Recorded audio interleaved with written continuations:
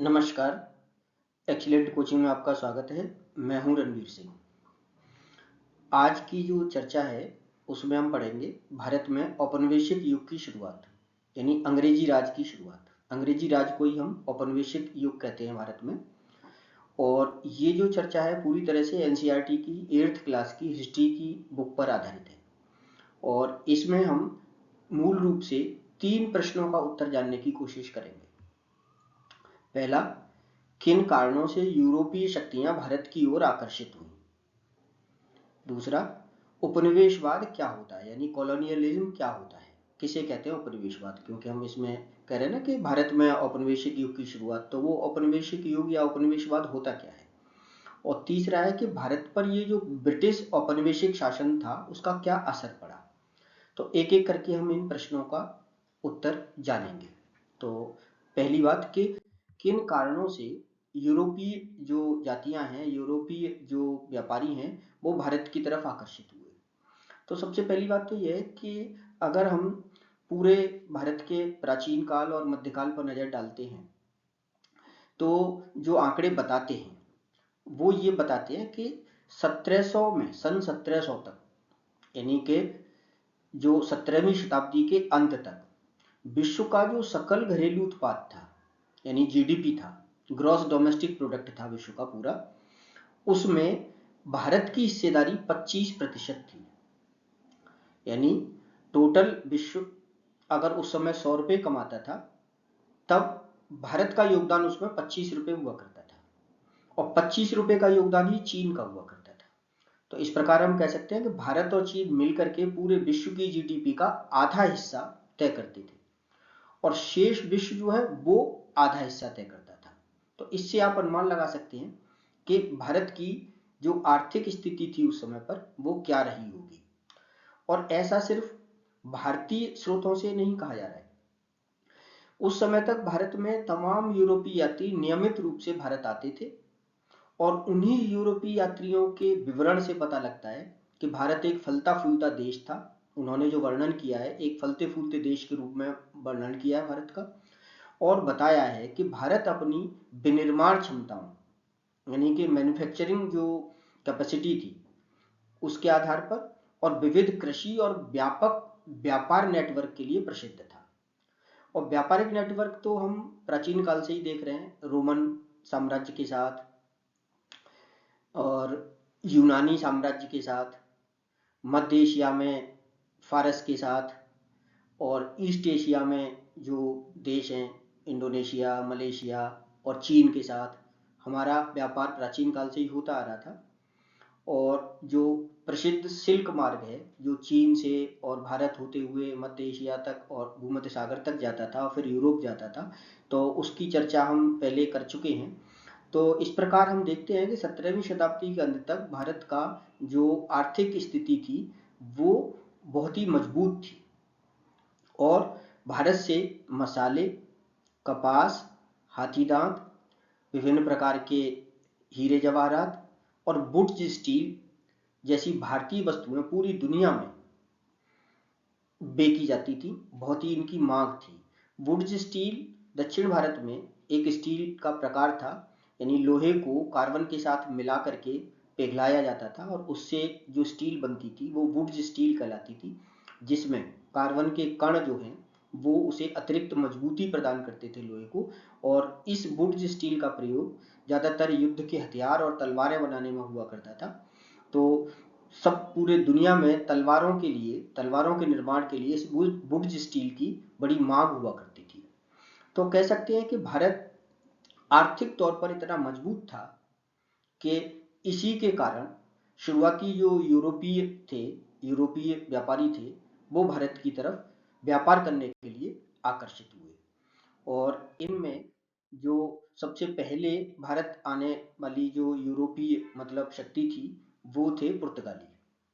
सब जानते हैं कि वास्को डी गामा 1498 में भारत में कालीकट के तट पर जमोरिन के दरबार में पहुंचा और इसने यहाँ पर व्यापार करने की अनुमति मांगी।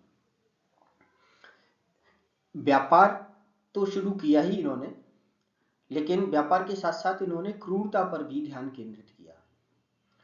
इन्होंने अरब सागर, बंगाल की खाड़ी और मतलब हिंद महासागर में जो भारतीय व्यापारिक जहाज हुआ करते थे उन पर परमिट व्यवस्था लागू कर दी। ये परमिट कार्टाज कहलाते थे और जिनके पास ये परमिट हुआ करता था उन्हीं को व्यापारिक मंजूरी देते थे। तो इस प्रकार ये भेदभाव करने लगे व्यापार में और भारतीय व्यापार को नुकसान पहुंचाने लगे।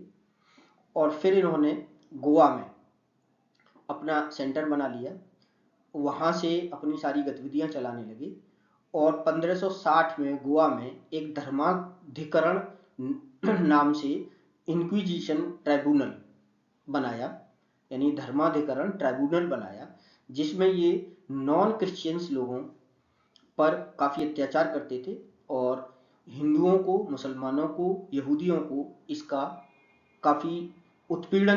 काफ़ी उत्पीड़न झेलना पड़ा। लेकिन 17वीं शताब्दी में यानी कि 1600 के बाद ब्रिटेन और पुर्तगाल में व्यापार मतलब जो वैवाहिक संबंध स्थापित हुए और उनके कारण फिर इनमें और जो ईस्ट इंडिया कंपनी थी ब्रिटेन की भारत में, उनमें एक समझौता हो गया और ये गोवा से व्यापार करने लगे। गोवा में ही इन्होंने अपना एक तरह से शासन स्थापित कर लिया और शेष भारत पर व्यापार करने का अधिकार एक तरह से ब्रिटिश लोगों के पास, ब्रिटिश ईस्ट इंडिया कंपनी के पास आ गया। तो आगे चल करके ये सिर्फ गोवा तक सीमित रह गई। दूसरी प्रमुख शक्ति भारत आने वाले थे डच। इन्होंने मुख्य रूप से मसाले के व्यापार पर ध्यान केंद्रित किया, लेकिन त्रावणकोर जो कि केरल में है, वहां के राजा मार्तंड वर्मा द्वारा 1741 में कोलाचेल की लड़ाई में इन्हें निर्णायक रूप से पराजित कर दिया और इस प्रकार ये इनका भारत में प्रभाव समाप्त हो गया और ये अपना व्यापार फ्रांसीसियों को बेच करके यहाँ से भारत से चले गए। अब तीसरी प्रमुख शक्ति फ्रांसीसी थे, जो 1668 में इन्होंने अपनी यहाँ पर व्यापारिक बस्तियां स्थापित की और इन्हें जो सबसे ज़्यादा सफलता मिली वो इनका जो गवर्नर जनरल डुप्लेक्स था उसके मतलब शासन में ज़्यादा सफलता मिली। उसने भारतीय सैनिकों को जो यूरोपीय परंपरा थी, यूरोपीय शैली थी, उसके अनुरूप प्रशिक्षित करके अपने यहाँ पे उन्हें सिपाही के रूप में भर्ती किया और फिर इन सिपाहियों के माध्यम से वो भारतीय जो मतलब शासक थे जिनका आपस में विवाद या आपस में युद्ध होते रहते थे, तो उनमें ये हस्तक्षेप करने लगे और एक तरह से इन्होंने उन राजाओं के बीच में हस्तक्षेप करके अपनी शक्ति को बढ़ा लिया और काफ़ी महत्वपूर्ण बना लिया। लेकिन अंत में फ्रांसीसी कंपनी और ब्रिटिश ईस्ट इंडिया कंपनी में 3 लगातार युद्ध हुए जिन्हें कर्नाटक युद्ध के नाम से जाना जाता है, जो 1746 से लेकर के 1763 तक हुए। उनमें ब्रिटिश ईस्ट इंडिया कंपनी ने इन्हें निर्णायक रूप से पराजित कर दिया और खास तौर से 1760 के बांडीवाश के युद्ध में ये पराजित हो गए और फिर इनमें एक संधि हुई जिसके अंतर्गत फ्रांसीसी सिर्फ पांडिचेरी जो कि पुडुचेरी कहलाता है वहां से व्यापार करने लगे और शेष भारत से इन्होंने अपने व्यापारिक अधिकार को छोड़ दिया। तो इस प्रकार शुरुआती जो प्रतिस्पर्धा थी वो पुर्तगाली, डच और फ्रांसीसियों के बीच रही, लेकिन निर्णायक तौर पर भारत में जो सफल हुए वो थे British East India Company. British East India Company सन 1600 में एक व्यापारिक कंपनी के तौर पर स्थापित हुई और इसे वहां की महारानी एलिजाबेथ प्रथम के द्वारा एक शाही फरमान के द्वारा अधिकार दिया कि ये व्यापार के साथ साथ अपने लिए एक निजी सेना भी खड़ी कर सकते हैं। तो इस प्रकार ये 1607-1608 में सबसे पहले गुजरात में सूरत में आकर के अपनी जो फैक्ट्री थी, जिसे व्यापारिक जो मतलब इनका अपना एक केंद्र था उसे फैक्ट्री कहते थे ये, तो फैक्ट्री स्थापित करने में सफल हुए और इस प्रकार इन्होंने भारत में व्यापारी होने का दिखावा किया और धीरे धीरे सूरत, बॉम्बे जिसे अब मुंबई कहते हैं, मद्रास जिसे अब चेन्नई कहते हैं और कलकत्ता जिसे अब कोलकाता कहते हैं, अपने दफ्तर स्थापित कर लिए और इन्हें किसी भी प्रतिरोध का सामना नहीं करना पड़ा क्योंकि स्थानीय शासक और लोग इन्हें सिर्फ व्यापारियों की तरह ट्रीट करते थे और इन्हें व्यापारी ही समझते थे, क्योंकि विदेशियों के साथ भारत का व्यापार तो प्राचीन काल से हो ही रहा था, तो यहाँ के लोग भी उसी तरह से इन्हें व्यापारी समझने लगे। लेकिन वो ये महसूस नहीं कर पाए कि इनकी महत्वाकांक्षाएं व्यापार से कहीं आगे तक फैली हुई थी। यह विजय की एक नई रणनीति की शुरुआत थी कि व्यापारी के भेष में इन्होंने भारत में जो खेल खेला उसी को हम उपनिवेशवाद कहते हैं। तो यहाँ तक हमारी बात ये समझ में आती है कि भारत की तरफ ये कंपनियां क्यों आकर्षित हुई, क्योंकि भारत की आर्थिक ताकत को देखते हुए ये उसका फायदा उठाना चाहती थी, इसलिए ये भारत की तरफ आकर्षित हुए। अब हम अगले प्रश्न को तलाशेंगे जिसमें बात आएगी कि उपनिवेशवाद किसे कहते हैं, लेकिन उससे पहले हम ये जो चौथी शक्ति है ब्रिटिश ईस्ट इंडिया कंपनी, इसके भारत में सफलता के कुछ बिंदुओं पर चर्चा करते हैं। तो इनकी जो विजय की रणनीति थी उसे अगर हम एक लाइन में कहना चाहें तो वो थी फूट डालो और राज करो। यानी कि यहाँ के निवासियों में, यहाँ के शासकों में हस्तक्षेप करके फूट डालो। और हुआ क्या कि कंपनी ने भारतीय राजनीतिक संघर्षों में खुद को शामिल किया, प्रतिद्वंदियों के खिलाफ कुछ शासकों को सैन्य सहायता पेशकश की और सत्ता के दलाल के रूप में खुद को स्थापित करने में ये सफल हो गई। इसकी अगर हम एक केस स्टडी के तौर पर देखें तो जो प्लासी की लड़ाई है 1757 में, जो कि बंगाल के नवाब सिराजुद्दौला और ब्रिटिश कंपनी के गवर्नर रॉबर्ट क्लाइव के बीच हुई, उसमें देखें तो समझ में आता है कि किस प्रकार इन्होंने फूट डालो राज करो की नीति अपनाई। जो ब्रिटिश सैन्य कमांडर था रॉबर्ट क्लाइव, उसने सिराजुद्दौला जो बंगाल का नवाब था उसके सेनापति मीर जाफर से मिलकर के उससे वायदा किया कि अगर वो कंपनी का साथ देगा तो उसे सिराजुद्दौला के स्थान पर नवाब बना दिया जाएगा। इस प्रकार जब युद्ध हुआ तो नवाब की सेना का अधिकांश हिस्सा जो कि मीर जाफर के नेतृत्व में था वो निष्क्रिय बना रहा और इस प्रकार एक विशाल सेना के सामने ब्रिटिश जो कंपनी थी उसकी छोटी सी सेना जीत गई। और मीर जाफर इसीलिए भारत में आज तक गद्दार के पर्याय के रूप में जाना जाता है। तो इस प्रकार इन्होंने 1757 के युद्ध से भारत में अपना प्रभुत्व एक तरह से स्थापित करना शुरू किया। अब इसी प्रभुत्व को आगे बढ़ाने के लिए इन्होंने दो उपकरण यानी कि दो इंस्ट्रूमेंट प्रयोग किए, जिन्हें हम एक कहते हैं सब्सिडियरी अलायंस या सहायक संधि की नीति और दूसरा कहते हैं डॉक्ट्राइन ऑफ लैप्स यानी व्यपगत का सिद्धांत। सहायक संधि की नीति क्या थी कि इसके अंतर्गत कंपनी जो है, जो देशी रियासतें थी, देशी राजा थे, उनसे एक संधि करती थी जिसमें उन राज्यों को आंतरिक और बाह्य सुरक्षा का वायदा किया जाता था और बदले में उन शासकों को अपने यहाँ पर एक ब्रिटिश सेना रखनी होती थी जिसका खर्चा उन शासकों को ही उठाना होता था और एक ब्रिटिश रेजिडेंट वहाँ की राजधानी में रहता था जो विदेशी नीति पर नजर रखता था और विदेश नीति में ब्रिटिश जो ईस्ट इंडिया कंपनी थी यानी कि जिसके साथ ये संधि की करता था ये देशी रियासत, वो उनके बिना किसी विदेशी से कोई संधि नहीं कर सकता था। तो इस प्रकार अपने खर्च पर ईस्ट इंडिया कंपनी जो है वो एक बड़ी सेना रखने में कामयाब हो गई क्योंकि खर्चा तो देशी रियासत को निभाना था और वो सेना भी ब्रिटिश कंपनी के प्रति ही लॉयल होती थी, जो देशी रियासत होती थी उसके प्रति लॉयल नहीं होती थी। तो इस प्रकार कह सकते हैं कि भारतीय शासकों ने ब्रिटिश सैनिकों को अपने खर्च पर बनाए रखने के लिए एक सुरक्षा स्वीकार की। उन्होंने अपनी विदेश नीति का नियंत्रण अंग्रेजों को सौंप दिया, इसलिए प्रभावी रूप से शासकों को उनकी अपनी अधीनता के लिए भुगतान करने पर मजबूर किया और एक तरह से उनकी संप्रभुता को छीन लिया। क्योंकि बाद में अगर किसी कारण से वह देशी रियासत इस संधि से बाहर आना चाहती थी तब तक वो इतनी कमजोर हो चुकी होती थी कि वो कंपनी का विरोध ही नहीं कर सकती थी, विरोध करने की हैसियत में ही नहीं रह जाती थी और फिर मतलब जो कंपनी थी उस पर अधिकार कर लेती थी। तो इस प्रकार सहायक संधि जो सबसे पहले लॉर्ड वेलेस्ली के शासनकाल में की गई, हैदराबाद ने 1798 में सबसे पहली सहायक संधि की, इसलिए सहायक संधि का जनक लॉर्ड वेलेस्ली को माना जाता है। दूसरा इसी तरह का इसके माध्यम से मतलब सब्सिडियरी अलायंस यानी सहायक संधि के माध्यम से तमाम देशी रियासतों को कंपनी ने अपने शासन में मिला लिया। इसी तरह की दूसरी महत्वपूर्ण जो संधि थी वो था मतलब जो नीति थी, सिद्धांत था, वो था डॉक्ट्राइन ऑफ लैप्स यानी कि व्यपगत संधि। ये लॉर्ड डलहौजी के साथ मतलब शुरू मानी जाती है, लेकिन ये नीति शुरू से चल रही थी।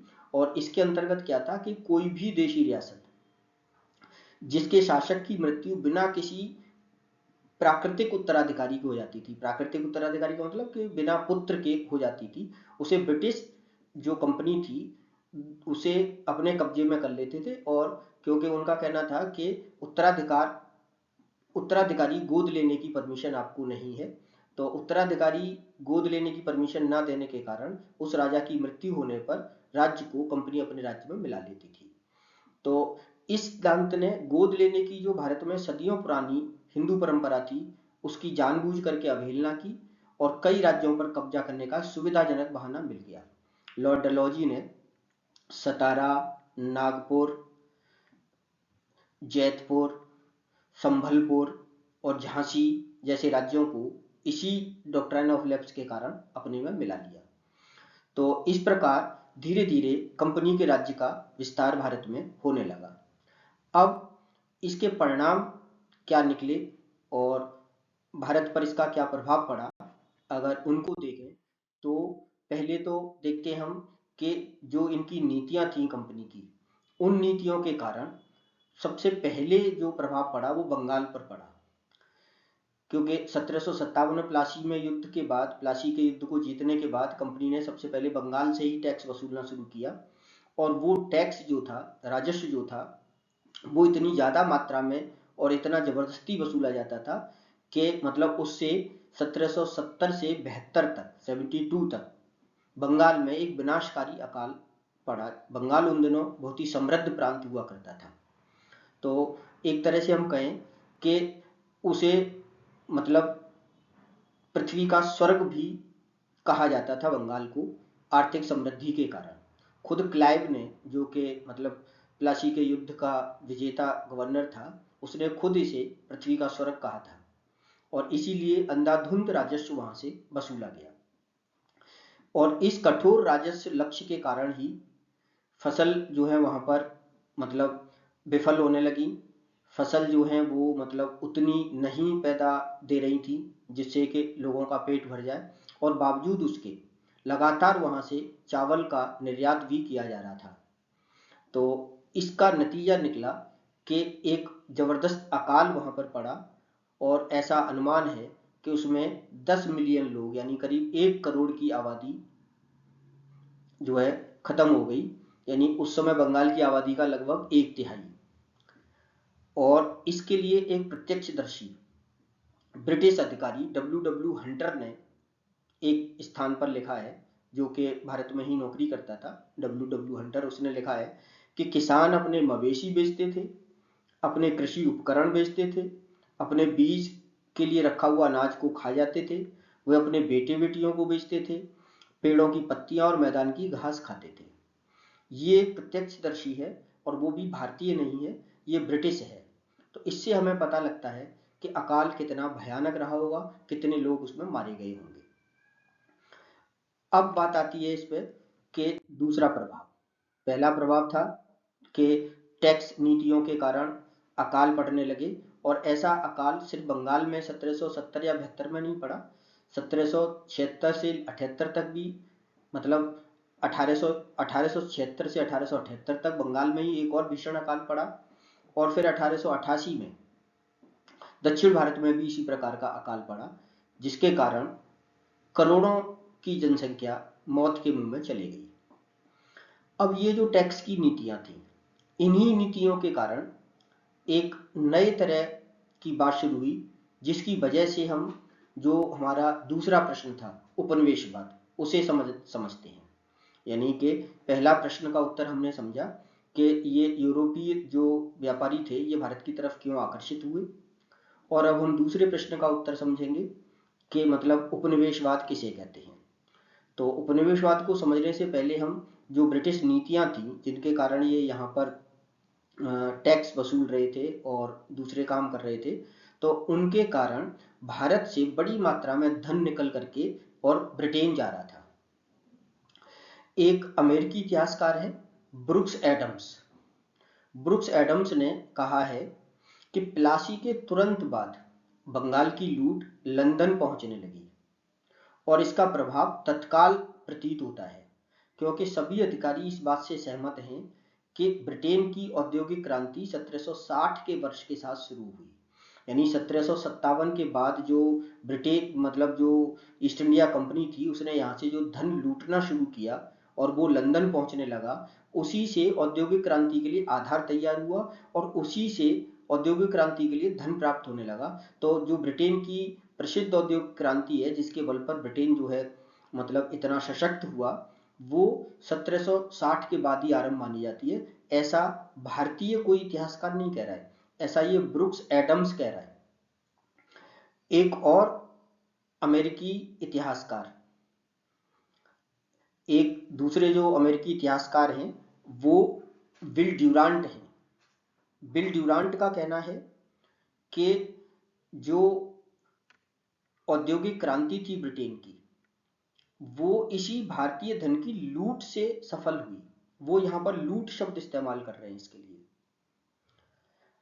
फिर इसी तरह जो उन दिनों तमाम लेख जो ब्रिटिश और अन्य यूरोपीय लेखकों ने लिखे और उसमें इस धन की निकासी के बारे में बताया, उन सबको एकत्रित करके जो दादा भाई नौरोजी थे भारत के, और जो उस समय पर ब्रिटेन की संसद में सांसद हुआ करते थे और भारतीय राष्ट्रीय कांग्रेस के अध्यक्ष भी रहे, वो उन्हें हम grand old man of India भी कहते हैं, उन्होंने इन लेखों को संकलित करके एक पुस्तक लिखी, un poverty and un British rule in India. उसमें इन्होंने इस धन की निकासी के बारे में बताया। फिर आरसी दत्त ने इकोनॉमिक हिस्ट्री ऑफ इंडिया में भी इन सभी बातों को संकलित किया। और अंत में फिर उत्साह पटनायक नाम की जो अर्थशास्त्री हैं, उन्होंने 1765 से लेकर के 1938 तक के बीच के भारत से जो निकाले गए धन का अनुमान लगाया है, वो 45 ट्रिलियन डॉलर के बराबर इन्होंने बताया है आज के मूल्य के हिसाब से। और ये कितना अमाउंट है, कितना बड़ी राशि है 45 ट्रिलियन डॉलर आज के हिसाब से, वो ये है कि 2023 में जो ब्रिटेन की पूरी जीडीपी थी उसका ये 13 गुना के बराबर है। यानी इतना धन ब्रिटेन ने भारत से निकाला। अब बात आती है कि ये निकासी हुई कैसे। तो पहली बात कि जो कंपनी यहाँ से कर वसूलती थी, राजस्व वसूलती थी, उसके माध्यम से यहाँ से वो वस्तुएं खरीद करके और इंग्लैंड ले जाती थी और उसकी बिक्री का पैसा वो वहीं रख लेते थे, वो भारत लौट के नहीं आता था। तो एक तो ये निकासी करों के माध्यम से हुई। दूसरा, जो कर्मचारी यहाँ से रिटायर होकर के ब्रिटेन चले जाते थे, वहीं रहते थे, उनके लिए पेंशन यहीं से जाती थी। और वहाँ पर जो कार्यालय थे, सेक्रेटरी ऑफ इंडिया के जो कार्यालय थे और ब्रिटिश ईस्ट इंडिया कंपनी के जो कार्यालय थे, उनके खर्चे भी यहाँ के धन से जाते थे लगातार वहाँ। इसके अलावा जो रेलवे पर खर्चा हुआ, टेलीग्राफ और टेलीफोन पर जो खर्चे हुए उन पर, और फिर जो युद्धों के लिए जो हर्जाना और युद्धों के बाद पुनर्निर्माण और उन सब चीज़ों के लिए जो धनराशि थी वो यहाँ से ली जाती थी और वो सीधे ब्रिटेन पहुंच जाती थी। तो इस प्रकार हम कहते हैं कि भारत से लगातार धन की निकासी होती रही। बस यही उपनिवेशवाद है। यानी कि उपनिवेशवाद का अर्थ होता है कि कोई एक देश अपने राष्ट्रीय हितों के लिए दूसरे देश पर शासन करे, अपने राष्ट्रीय हित के लिए। यानी कि ब्रिटेन ने भारत पर शासन किया, लेकिन हमेशा अपने राष्ट्रीय हितों को साधा और भारत की धन संपदा का प्रयोग अपने राष्ट्रीय हितों को बढ़ाने के लिए किया। जैसा कि ये जो अमेरिकी इतिहासकार हैं, इनकी बात से जाहिर होता है कि मतलब वहां पर जो औद्योगिक क्रांति की नींव पड़ी वो भारतीय धन से हुई। अब अनुमान करिए आप कि ये भारतीय धन अगर भारत में ही निवेशित होता तो स्वतंत्रता के समय भारत की क्या स्थिति होती। तो इस प्रकार हम ये दो मतलब विदेशी विद्वान ब्रुक्स एडम्स और बिल ड्यूरांट, और दो खास तौर से एक तरह से कहें कि विद्वान, दादा भाई नौरोजी और आरसी दत्त, और फिर ये वर्तमान की अर्थशास्त्री उत्साह पटनायक। इन सब के लेखों से पता चलता है कि भारत से लंबे समय तक धन का निष्कासन होता रहा, और बस इसी को हम उपनिवेशवाद कहते हैं। एक लाइन में फिर से मैं इसे रिपीट कर दूं कि कोई देश किसी दूसरे देश पर अपने राष्ट्रीय हितों को साधने के लिए अगर शासन करता है तो वो स्थिति उपनिवेशवाद या कॉलोनियलिज्म कहलाती है, और दूसरा देश जिस पर शासन किया जाता है वो पहले वाले देश की कॉलोनी कहलाता है। तो इस प्रकार ब्रिटेन की कॉलोनी भारत हुआ। और अगला क्या परिणाम निकला इसका कि भारत का औद्योगिकरण हुआ, यानी डी इंडस्ट्रियलाइजेशन, यानी भारत की इंडस्ट्रीज को बर्बाद किया गया। क्यों बर्बाद किया गया? ये खासतौर से जो औद्योगिक क्रांति के कारण ब्रिटेन में जो मशीनों से कपड़ा बन रहा था और अन्य सामान बन रहे थे, तो उनकी बिक्री कहाँ होगी? तो सीधा सा मतलब कि जिन भारतीय कपड़े की दुनिया भर में मांग हुआ करती थी, भारतीय कपड़े का टेक्सचर, उसके कलर कॉम्बिनेशन और उसकी मतलब गुणवत्ता, खासतौर से मलमल और रेशम दुनिया भर में प्रसिद्ध थे। तो इनको इनके लिए भारत के जो कारीगर थे वो बहुत ही कुशल कारीगर हुआ करते थे।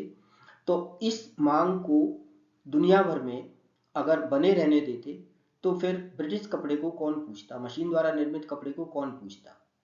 तो इसलिए ऐसे कानून बनाए गए, भारतीय वस्त्रों पर ज्यादा टैक्स लगाया गया, भारतीय व्यापारी अगर उनको बाहर लेके जाते थे तो उन पर टैक्स ज्यादा लगाया गया, और ब्रिटिश सामान पर टैक्स घटा दिया गया, जिससे कि ब्रिटिश वस्तुएं भारत आने लगी और वो फिर यहाँ पर सस्ती होने के कारण बिकने लगी।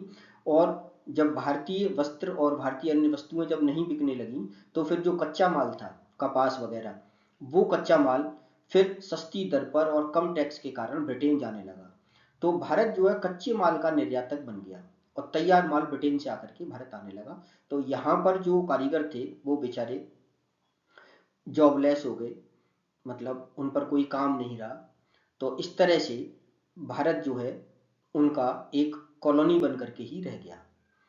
और इसके लिए विलियम बेंटिक जो है भारत का जो पहला गवर्नर जनरल कहलाता है, उसने 1834 में कहा था कि कपास बुनकरों की हड्डियां भारत के मैदानों को सफेद कर रही हैं, यानी कि कपास बुनकर बेचारे आत्महत्या के लिए मजबूर हो रहे हैं क्योंकि उन्हें काम नहीं मिल रहा।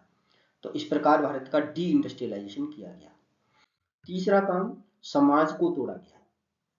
भारत में जो ग्राम पंचायतें थी वो स्वशासन की मतलब एक नींव हुआ करती थी, और ग्राम पंचायतें ग्राम परिषदों के द्वारा अपने स्थानीय मसले को, सारे मसलों को निपटाती थी, चाहे वो किसी भी तरह के कानून व्यवस्था से संबंधित थे, विकास से संबंधित थे, उत्पादन से संबंधित थे, सबको निपटाती थी। और इसीलिए इनको मतलब अंग्रेज जो मतलब विचारक थे उन्हीं लोगों ने इन्हें एक तरह से मतलब रिपब्लिक कहा है, गणतंत्र कहा है, कि भारत एक मतलब तरह से छोटे छोटे गणतंत्र थे ये, और बड़ी बातों के लिए ही राजा को कुछ मतलब हस्तक्षेप करना पड़ता था। और इसके लिए एक सेंटेंस जो मतलब प्रयोग किया गया है वो मतलब मेटकाफ के द्वारा है, जो चार्ल्स मेटकाफ बाद में गवर्नर जनरल रहा भारत का। उसने कहा कि ग्राम समुदाय छोटे गणराज्य हैं जिनके पास लगभग वह सब कुछ है जो वे चाहते हैं, यानी कि एक तरह से वो स्वायत्त हैं। और उसका कहना था कि राजवंश के बाद राजवंश ढह जाता है, क्रांति के बाद क्रांति सफल होती है, लेकिन ग्राम समुदाय वही बना रहता है, यानी उस पर इन सब चीजों का कोई प्रभाव नहीं पड़ता था। वो एक मजबूत नींव की तरह ग्राम समुदाय जो है वो अपने लोगों के बीच में सारे काम मतलब सफलतापूर्वक निपटाते थे। लेकिन अंग्रेजों ने इन प्रणालियों को व्यवस्थित रूप से समाप्त किया, उन्हें एक केंद्रीय नौकरशाही में बदल दिया, जिसका उद्देश्य सार्वजनिक कल्याण करना नहीं था। उनका उद्देश्य था बस कर संग्रह करना और अपनी व्यवस्था को थोपना। और इसी के बीच उन्होंने अपनी एक न्याय प्रणाली भी लागू कर दी, जिससे कि पंचायतें जो हैं वो अपने तरीके से न्याय न कर सकें और वो फिर पूरी तरह से ब्रिटिश पर मतलब निर्भर हो जाएं। तो जो ब्रिटिश शासन था उसका उद्देश्य हमारी समाज को तोड़ करके जो कि हमारा एक पारंपरिक प्रणाली थी उसे तोड़ करके और अपनी जो प्रणाली थी उनकी पश्चिम की, अपने ब्रिटेन की जो प्रणाली थी जिसके अंतर्गत उन्होंने केंद्रीकृत नौकरशाही तैयार की, अपने कानून बनाए और जो मतलब अपनी जो न्यायिक प्रणाली थी उसको लागू किया। बेशक उसे आधुनिकता का नाम दिया, लेकिन जो पुरानी पारंपरिक प्रणाली थी वो इससे कहीं बेटर थी। अगला जो हमला हुआ वो शिक्षा पर हुआ।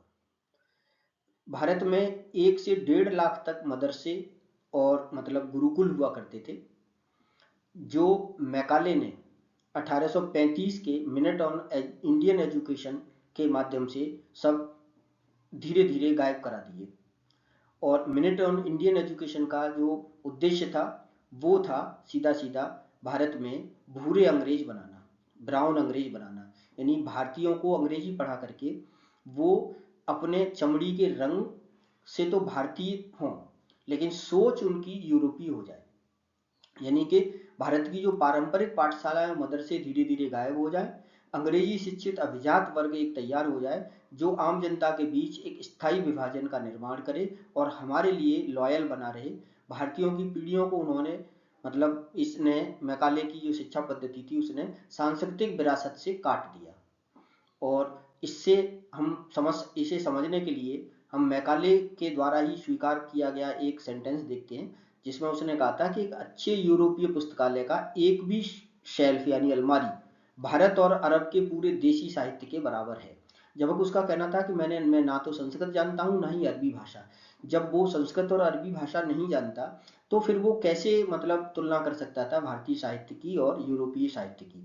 फिर भी ये एक अहंकार था जिसके आधार पर उसने भारत की शिक्षा पद्धति को अंग्रेजी भाषा में अनिवार्य कर दिया। और उसका परिणाम जो निकला, उद्देश्य जो था उसका, वो तो ये था ही कि भारतीयों का एक ऐसा वर्ग बनाना जो रक्त और रंग में तो भारतीय हो लेकिन स्वाद, राय, नैतिकता और बुद्धि में अंग्रेज हो जाए। और इसीलिए आज तक भारत में अंग्रेजी पढ़े लिखे को ही योग्य माना जाता है। ये मैकाले की ही देन है। मैकाले ने जो शिक्षा पद्धति में जो अपनी मतलब सोच को इतना बारीकी से मतलब स्थापित कर दिया जिससे आज तक हम पीछा मतलब नहीं छुड़ा पा रहे हैं।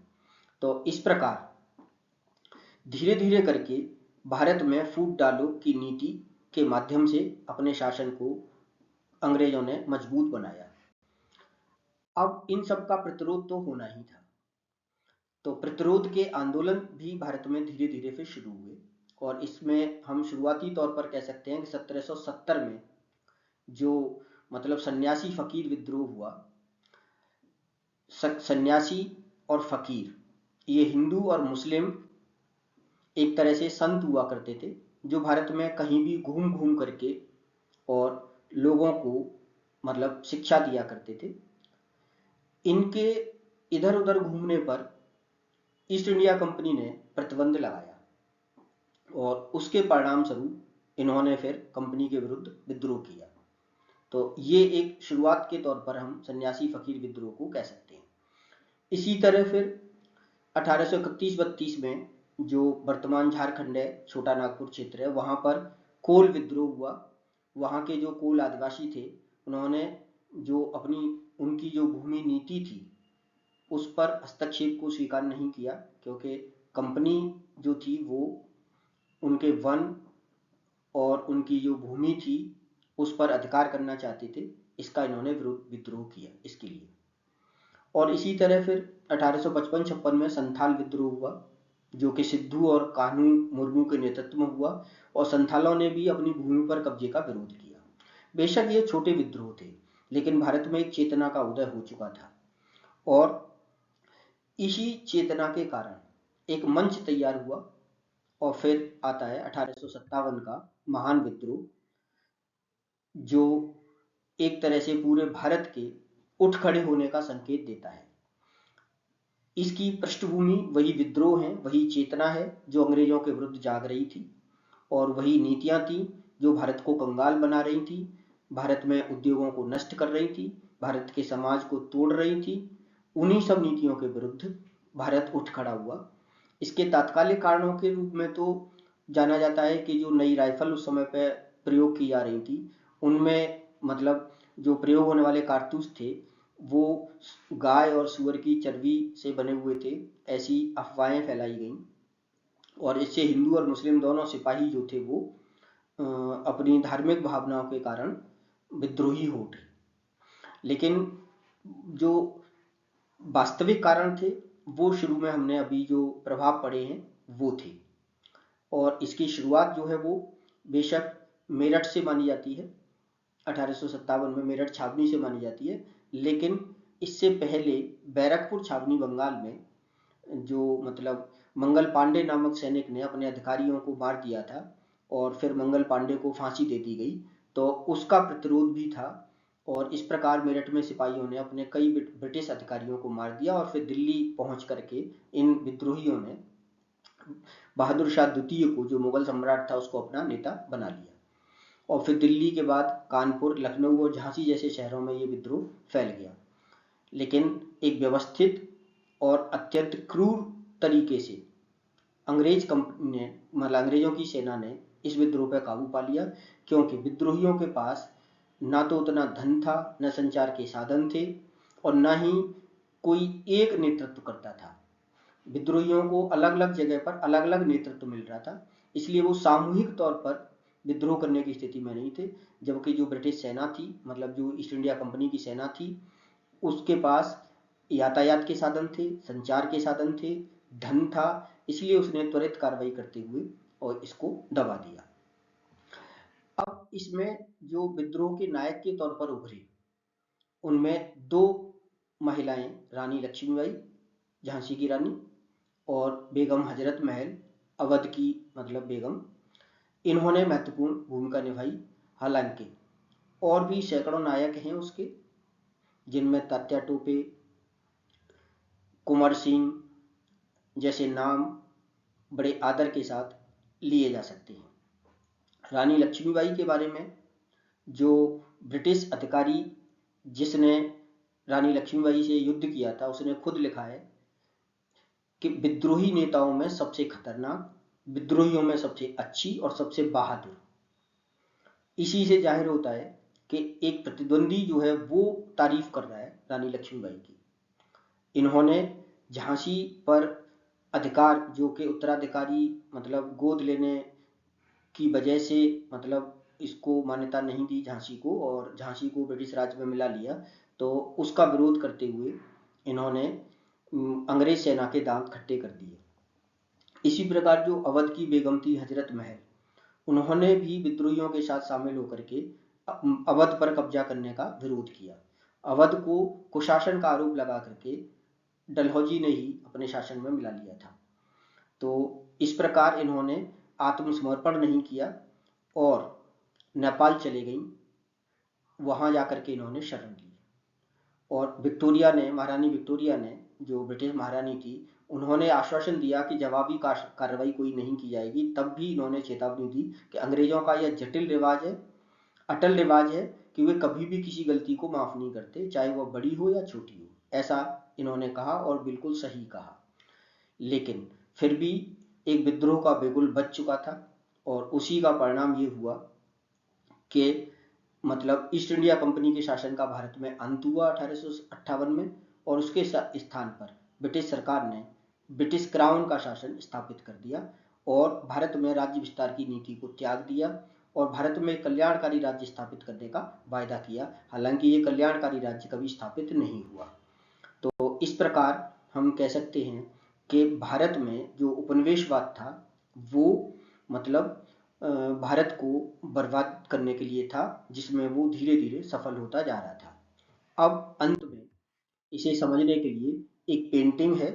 ये painting British East India company ने लंदन में अपने ऑफिस में लगाने के लिए बनवाई थी, जिसमें ये दिखाया गया है कि ब्रिटिश महारानी एक शक्ति का प्रतीक, यानी ब्रिटानिया जो शक्ति है उसका प्रतीक है, और भारत के ये जो लोग हैं ये इसको सोना, चांदी, हीरे, जवाहरात समर्पित कर रहे हैं। तो ध्यान रखिए, ये समर्पण नहीं है, ये छीना हुआ धन है, लूटा हुआ धन है। इसे दिखाने का तरीका है यहाँ पर ये। इसके बारे में जो विलियम डिग्बी है, एक ब्रिटिश मतलब विचारक है, उसने 1901 में इसके बारे में कहा था कि आधुनिक इंग्लैंड को भारतीय धन द्वारा महान बनाया गया है। धन हमेशा मजबूत की ताकत और कौशल द्वारा लिया गया है। यानी कि ये पेंटिंग ये दिखाती है, बेशक प्रत्यक्ष तौर पर दिखा रही है कि भारतीयों ने धन दिया है, लेकिन असल में ये दिया नहीं है, ये लूटा गया है, जो कि मतलब साम्राज्य की मानसिकता का एक तरह से घोषणा पत्र है। और फिर अंत में कि हम देखेंगे कि इस औपनिवेशिक शासन की विरासत क्या रही। तो विरासत एक विनाश के तौर पर रही। बेशक एक कुछ अप्रत्याशित प्रभाव भी इसका भारत पर पड़ा, जिसे आप सकारात्मक कह सकते हैं, लेकिन ये जो सकारात्मक प्रभाव था ये डालने का उद्देश्य कंपनी का या ब्रिटेन का नहीं था। उसका उद्देश्य तो भारत को लूटना था, विनाश करना था। तो भारत का आर्थिक विनाश हुआ, सामाजिक विभाजन हुआ और सांस्कृतिक चोरी हुई। यहाँ से तमाम सांस्कृतिक वस्तुओं को चुरा करके ले गए, धन को तो यहाँ से निष्कासित करके ले ही गए।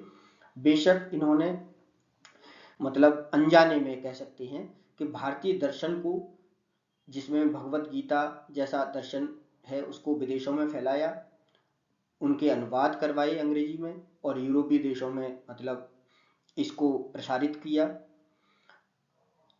एक तरह से भारतीयों को समझने के लिए अमेरिकी और यूरोपीय विचारक जो है वो इनसे सफल हुए। इन्होंने भारत में व्यवस्थित तरीके से जो भारतीय विरासत थी, भारतीय बोली भाषा और भी भारत की जो मतलब वन संपदा, भारत का भौगोलिक क्षेत्र, भारत की जनजातियां, भारत की जातियां, इन सब का व्यवस्थित तरीके से एक मतलब आकलन करवाया, रिकॉर्ड स्थापित किया। लेकिन ये सब अप्रत्याशित प्रभाव हैं। कहने को तो ये भी कह सकते हैं कि रेलवे शुरू की, जो कि उस समय की आधुनिक तकनीक थी, टेलीग्राम, टेलीग्राफ, आधुनिक तकनीकों को भारत में शुरू किया, एक नई पद्धति शुरू की, आधुनिक न्याय व्यवस्था शुरू की। लेकिन ये सब इन्होंने अपने लिए किया। अपने लिए का मतलब कि रेलवे के माध्यम से कच्चे माल को बंदरगाहों तक पहुंचाना, बंदरगाहों से तैयार माल को दूर दराज के स्थानों तक पहुंचाना, सेना को त्वरित मूव करने के लिए, तुरंत मूव करने के लिए रेलवे का इस्तेमाल करना, टेलीग्राफ और टेलीफोन का इस्तेमाल करना। तो ये आम लोगों के कल्याण के लिए नहीं थे, बेशक आम लोगों का कल्याण इसमें हो गया। तो किसी भी कीमत पर ये नहीं कहा जा सकता, जैसा कि अंग्रेज कहते हैं और अंग्रेजों ने कहा भी, कि हम भारत को सभ्य करने आए हैं और जब भारत सभ्य हो गया तो हम उसको छोड़ करके चले गए। लेकिन ऐसा कदापि नहीं है। भारत की सभ्यता जो है वो अंग्रेजी सभ्यता से, यूरोप की सभ्यता से कहीं ज़्यादा पुरानी है, कहीं ज़्यादा अच्छी है। और इस तरह से हम कह सकते हैं कि जो भी ब्रिटिश जो विचारक कहें या जो भी इतिहासकार कहें, लेकिन असल उद्देश्य उनका भारत को लूटना था, जिसकी वजह से ब्रिटेन जो है आज इतना ताकतवर बना है। तो आज के इस मतलब चर्चा में इतना ही।